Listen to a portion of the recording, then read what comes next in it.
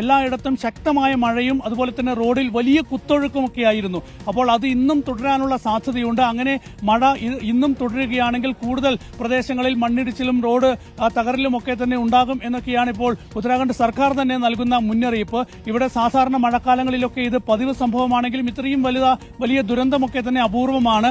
2013 ഇതിനു മുൻപ് വലിയൊരു ദുരന്തം ഉണ്ടായത്. ഏതായാലും അതിന് സമാനമായ രീതിയിൽ, അത്ര വലുതല്ല എങ്കിൽ പോലും അതിന് സമാനമായ രീതിയിൽ ആ ദുരന്തത്തെ ഓർമ്മപ്പെടുത്തുന്ന തരത്തിലാണ് ഇപ്പോൾ താരാലി ഗ്രാമത്തിൽ വലിയൊരു മിന്നൽ പ്രളയം ഉണ്ടാവുകയും അത് ഒരുപാട് പേരുടെ ജീവനെടുക്കുന്ന ഒരു സാഹചര്യം ഉണ്ടാക്കുകയും ഒക്കെ തന്നെ ചെയ്തിരിക്കുന്നത്.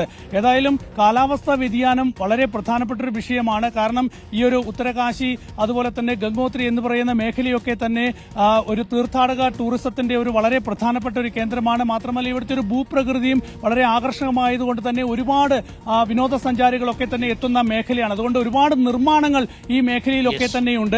അതൊക്കെ ഇവിടുത്തെ കാലാവസ്ഥയെ പ്രതികൂലമായി ബാധിച്ചിട്ടുണ്ടോ, കാലാവസ്ഥാ വ്യതിയാനത്തിന് കാരണമായിട്ടുണ്ടോ എന്നൊക്കെ തന്നെ ഇതിനു മുൻപ് ഒരുപാട് തവണ യാത്രയിലുടനീളം യാത്ര ചെയ്താണ് പിയാസുനിലും നമ്മുടെ വീഡിയോ ജേർണലിസ്റ്റും അവിടെ എത്തിയത്.